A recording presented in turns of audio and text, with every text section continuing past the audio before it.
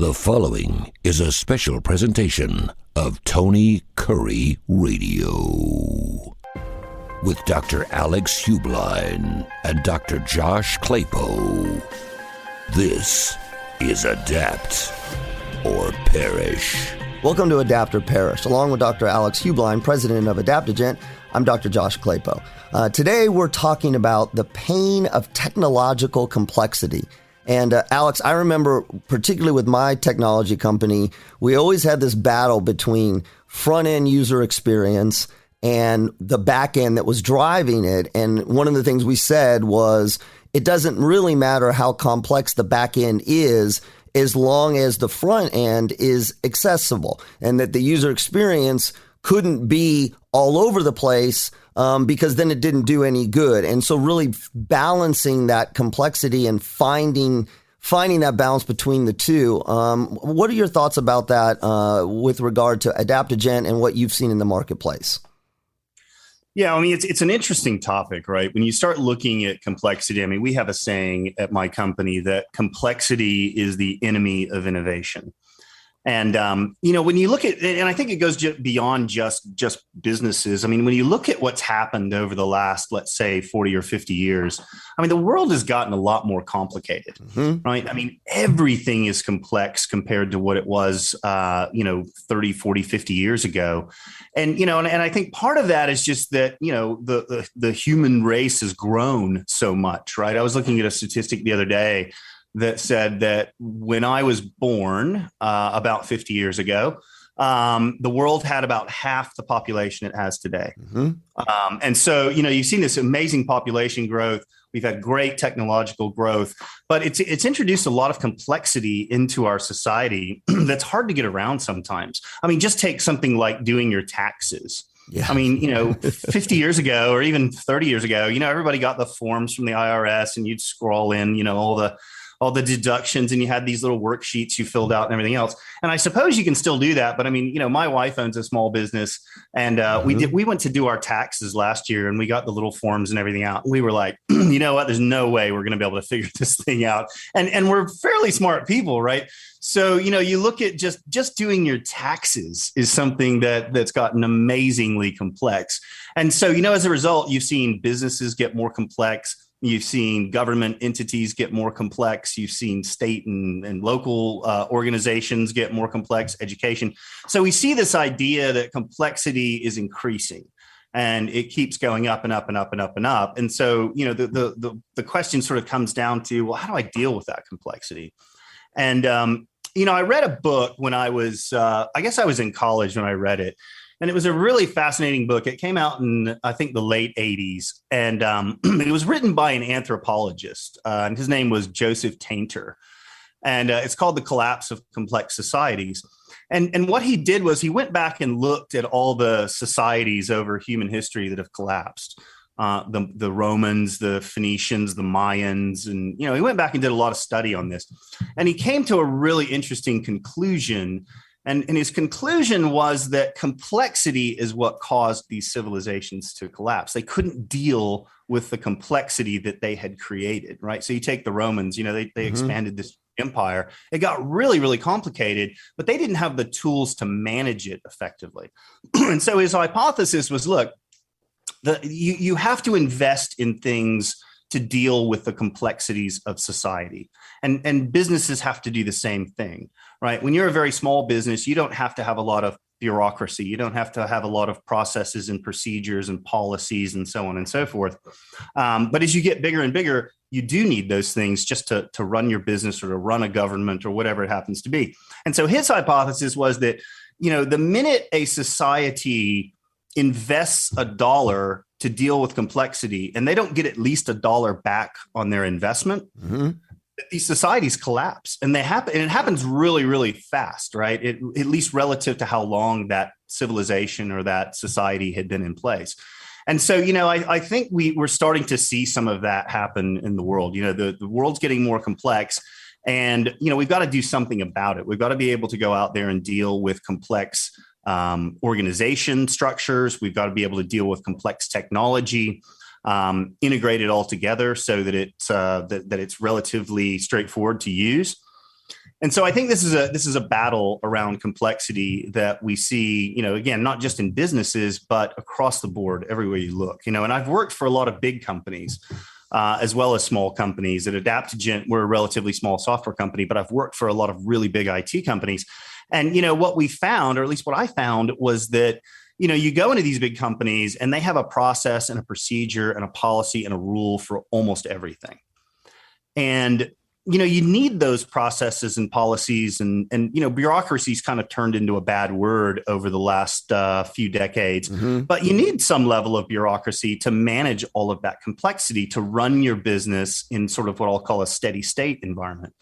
The challenge you run into, though, with all that complexity is that it really stifles innovation. If you're trying to do something quickly, if you're trying to do something that's really, really innovative and game changing in a big company, that all of those policies and procedures and IT systems and everything else, they all get in your way of innovating. And I don't think people do it, I don't think they do it explicitly. They're not trying to stifle innovation. They're actually trying to promote innovation.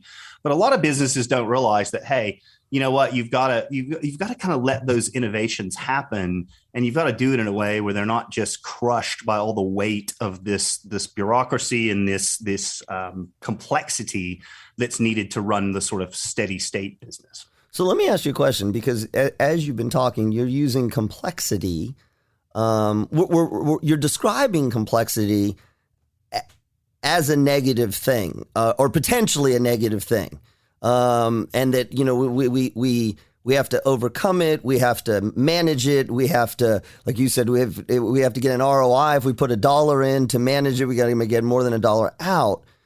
But is complexity inherently dangerous, bad, not advantageous for innovation and differentiation? Or is it complexity that gets away from us? Because it does it inherently have to be a bad thing? Because I would actually think that certain systems have to be complex. We want them complex. We want them to be advanced. Or am I wrong on that?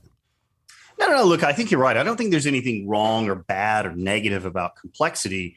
It's just something we've had to deal with over time. And a great example of this is you look at a city like London. London was designed and built, at least a lot of it, the core of it was built long before there were automobiles and technology innovations.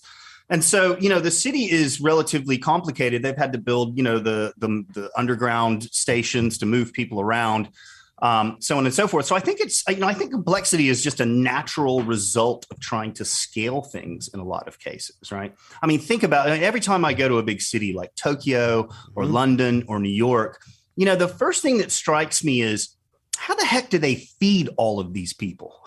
Right. I mean, just something as basic as giving food to a city like Tokyo that has 35 million people in the metropolitan area, and they don't grow any food in that metropolitan area. So somebody had to figure out over time how to supply enough food to feed 35 million people every single day.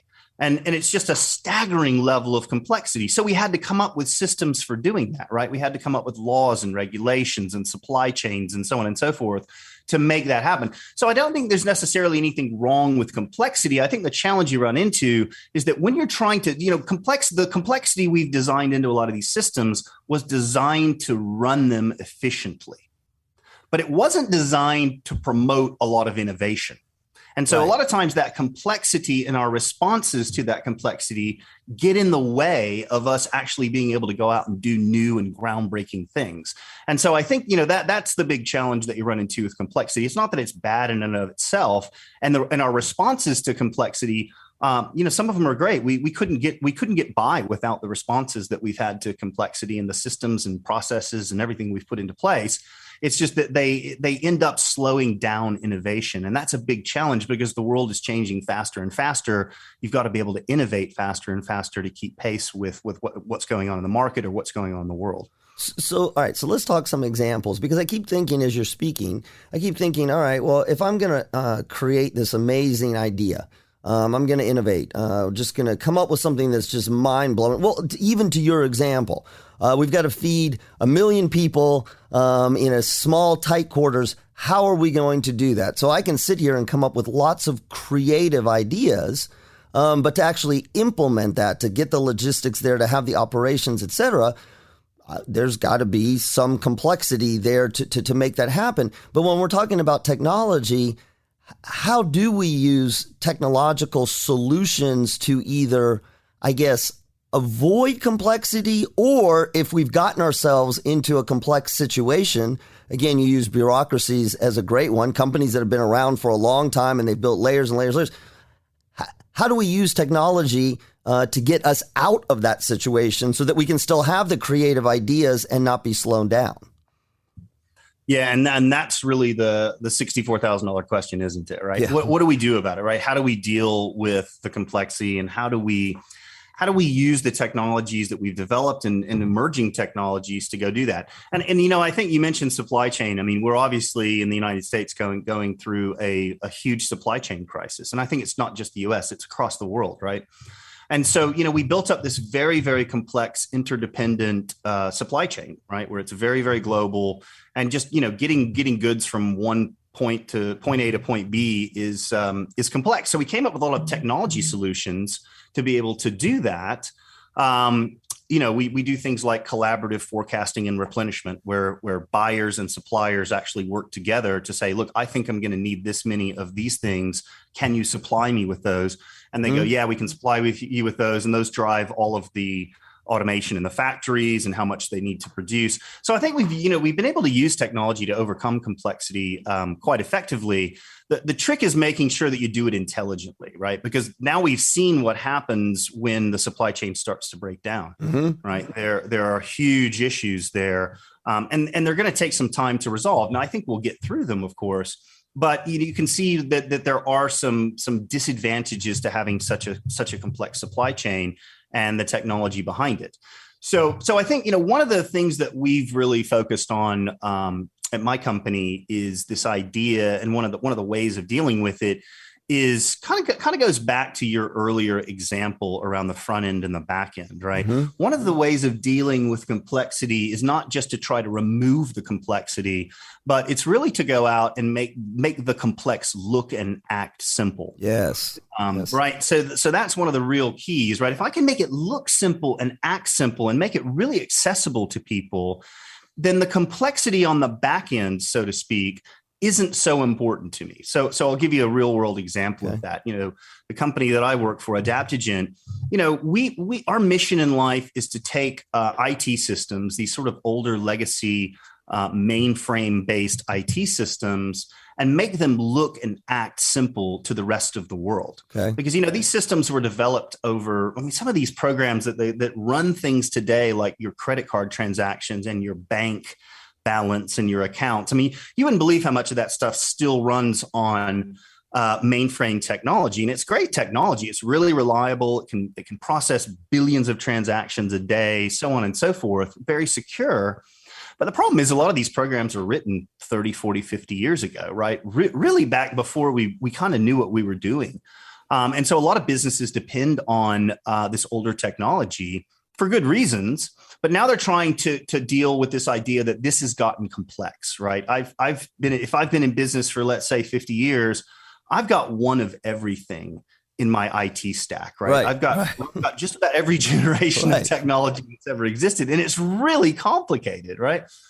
So what we do is we try to help organizations make that complexity look simple and act simple by integrating it with the more modern technology platforms like cloud native applications and so on and so forth, right?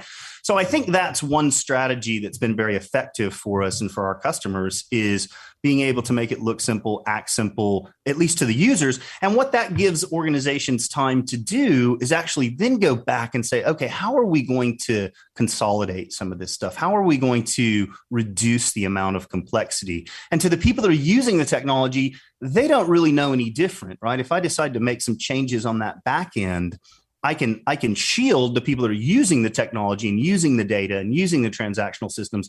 I can isolate them from that so that they don't know really what I'm doing on the back end. And I think that's a very important idea in dealing with complexity, right? Make it look simple, make it act simple.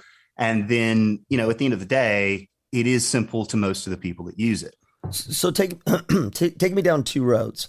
So one that you've just described, which is, right, we're in a business, we've been building up, we've been in business for 20 years, 30 years, and we've sort of been stacking these various technologies and holding things together, plugging things in, one-offs, just so it all works. And then what you're saying is that through software solutions like those with Adaptigent, we can make them work, if you will. Even if we're changing the back end, we can make them work functionally the same way, or maybe in some cases even better on the front end without having to wipe the slate clean and bring in an entire new core system. Is that accurate to describe? Yeah, absolutely. And that's really kind of what we do, right? It's something that we call a layer of abstraction. And a layer of abstraction is just a layer you put in between two things so that they're not dependent on one another completely. Mm-hmm. And there's an old joke in computer science that every problem in computer science can be solved with one more layer of abstraction. And so, you tend to see these things everywhere. You just don't know that they're there. Even something like going to a web page, right? Like when you go to a web page, you type in a URL, www.whatever.com. And the reality is, behind the scenes, what really happens there is that URL gets translated into an IP address. And that IP address is what you actually end up using to communicate with whatever server or whatever computer you're talking to, right? It's like its unique identifier. But people said, you know what? First of all, people can't remember a big string of numbers, so that's not going to work, right? So we'll give them these URLs made out of words that they can remember. But more importantly, if I change the server, if I move it from one location to the other and it gets a new IP address, well, guess what? I don't have to do anything. I've got a layer of abstraction in place where I can get that same URL, the www.whatever that I've typed in, will now resolve to wherever that new server is or wherever it's located or what's changed on it, right? So that's a really good example of a layer of abstraction that exists that very, very few people even realize is there, right? So we try to do that with our customers, right? Be able to put a layer of abstraction in between all of the applications and systems and people that need access to these legacy data sources and transactional systems. We put that layer of abstraction in place, and then that lets us move things around underneath the covers, right? Without them ever knowing. We just, instead of changing every application and every user and everything that accesses these systems, I just change the abstraction layer. So I change it in one place, and now I can make changes on the back end that get reflected in that layer of abstraction so that I don't have to go changing my website or my mobile app or whatever it happens to be, right? So that's one of the ways that we use these layers of abstraction. We use them so that now I can make changes. I can start to eliminate or reduce the complexity behind the scenes, but I'm not disrupting my business as part of doing that.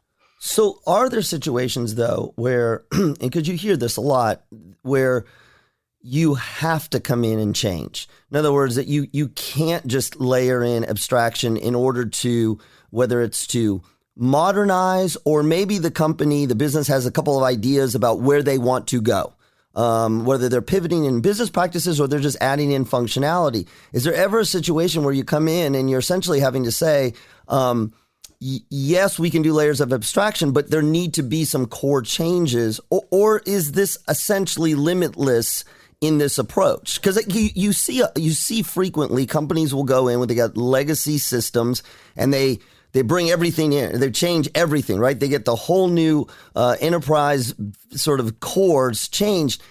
Does that ever have to be done? Or is that just a sort of old school way of doing things that we don't have to do anymore? I think it really depends on the situation. So, to answer your question directly, yes, there are situations where you have to do that. We've got to go kind of rip and replace technologies pull them out. And it kind of goes back to that idea that, if I invest $1 in managing complexity and I don't get $1 out of it, that's sort of the inflection point, right? Where I say to myself, okay, this has to go, right? I'm investing money in it, but I'm actually getting a declining marginal return on that investment. And so that's really important. And I think, to your point, that's the inflection point that it occurs at. And I think a lot of organizations, they remain on technology platforms and they know that in some cases they need to move maybe to a more modern platform, but there's a lot of risk involved because a lot of these systems, they run the business, they run the core of their business, right? And so they're terrified to do it, right? They're looking at it saying, wow, this, if all goes well, I've moved on to a new platform. If it doesn't go well, I've just lost my job, and there's plenty of people over the years that have tried this sort of thing and in fact lost their jobs as a result of doing it. So I do think that there are situations when you kind of really sit down and look at it and you look at the risk profile that you've got, you look at the marginal utility of your investment. And at that point where if I invest $1, I'm not getting back $1, at least $1, I'd like to get $10 back, right? As a business. But the minute that return goes negative, that's when people really start taking a hard look at it. So to answer your question directly, yes, there are circumstances where that's absolutely appropriate. And there's circumstances where let's put an abstraction layer in place and then let's deal with this over time. That makes sense. It really comes down to, how you run your business, what you do, and what your tolerance for risk is. So take us now. So I was thinking about this. Give me a little preventive medicine, right? So we've been describing, all right, your arteries are already clogged up. You've been running on, brittle bones for years, but it's okay. We're not going to have to cut anything off or do a triple bypass. We're going to be able to stent you and it's going to work. But as you were talking, I kept thinking, okay, I'm starting my business now. I kind of know some of the core elements of where I'm going to want to go, what my company's going to do, but I want to position myself so that I don't get stuck, if you will. And I guess I kept thinking, is that no longer an issue? In other words, if we're starting fresh from today, do we still have to worry about that we're going to be in a position where we're going to have legacy systems? Or is there a way to do this where essentially we can use abstraction layers in perpetuity? How do we do this right to start off? Yeah, no, it's a great question. And I think one of the keys to it, when you sort of look at what we've learned about IT systems and developing software over the last 50 years, back in the old days, you built systems that you didn't worry too much about the future, right? You wrote applications because back then, things like memory and disk storage and processing power were just crazy expensive, right? Okay. Just crazy expensive. In fact, the phone that I've got right here in my hand, it has more power and memory and storage than the fastest computer and the best computer in the world had 50 years ago, maybe even 40 years ago.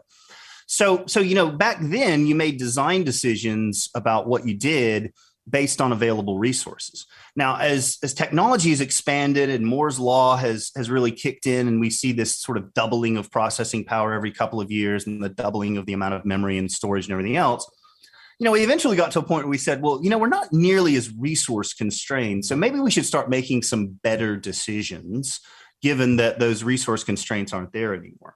Right. So I think a lot of the modern technologies that you're seeing right now, moving things into the cloud, making them cloud native, using a lot of the modern principles of software engineering, now we can design things that aren't nearly as complex, and we can design things that have sort of integration with other things in mind when we design them, when we architect them.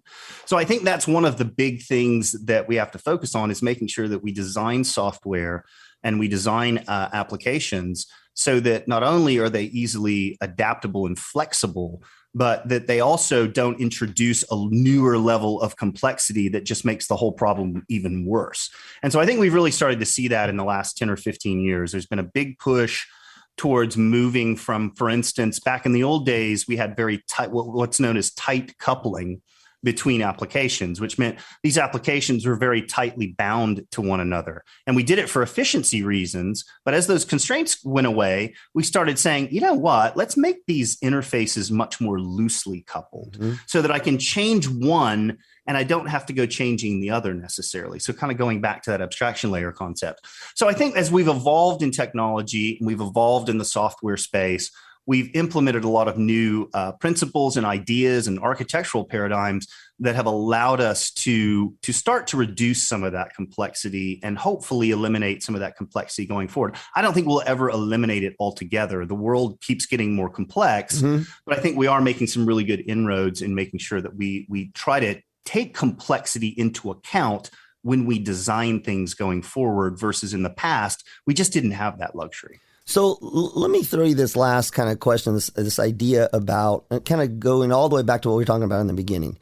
We've got a company, whether it's an existing company or a new company, and we have some thoughts, some ideas about what we want to have done, what we need the user experience to be, or a new application. When I mean application, I mean a new functionality.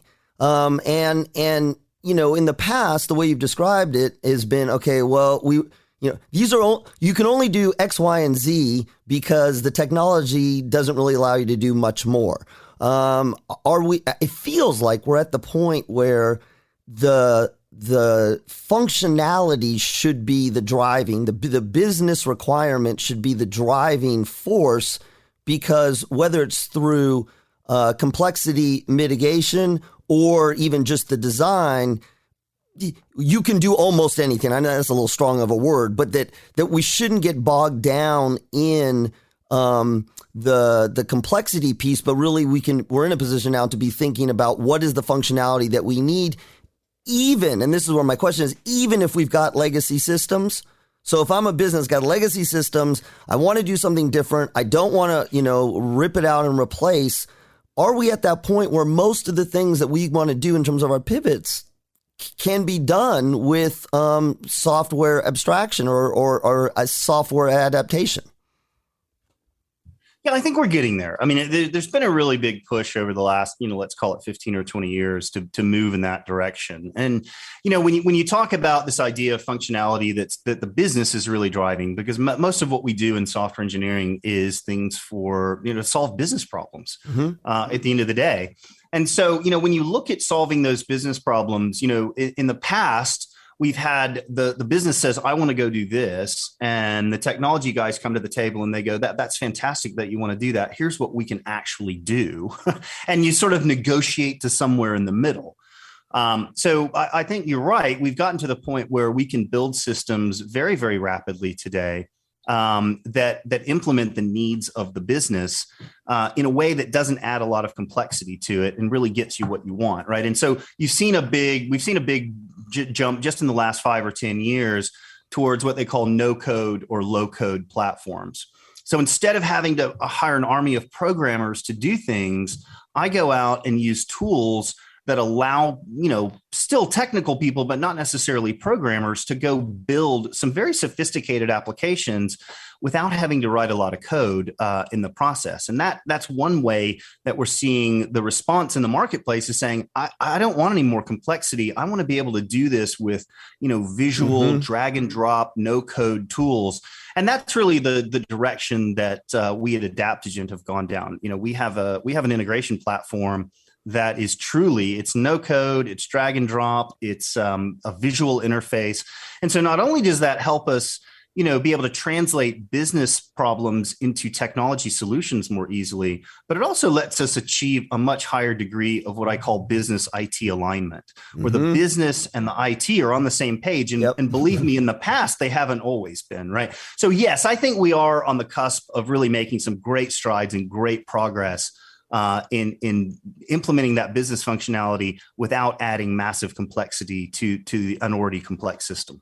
So in the minute or so that we have left, if people are sitting here listening to this, and again, they're either in, maybe one of two boats. I've got an existing system and it's a mess, and I know I want to make some changes. Or again, I'm thinking of moving in a new direction.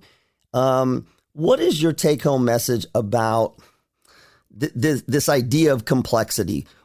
How should we be thinking both on the IT side and the business side in terms of dealing with complexity and using complexity to drive our business forward versus holding it back? What's your sort of take home on that? Yeah, well, I think the big take-home message on that is, look, you've got to be aware of it. I mean, I think the reason a lot of complexity exists, particularly in the IT world, is that people just weren't thinking about it when they designed and architected these systems. That wasn't a top-of-mind priority for them.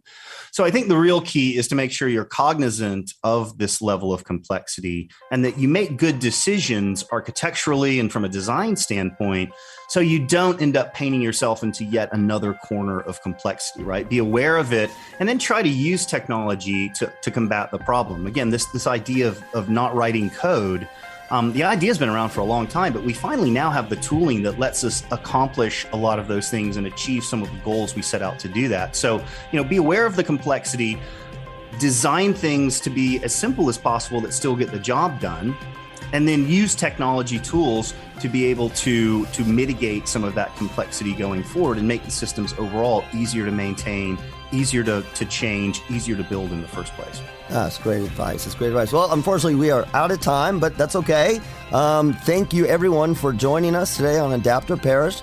For Dr. Alex Heublein, I'm Dr. Josh Klapow, and be sure and tune into the Tony Kurre Radio Network for our next episode of Adapt or Perish. This has been a special presentation of Tony Kurre Radio.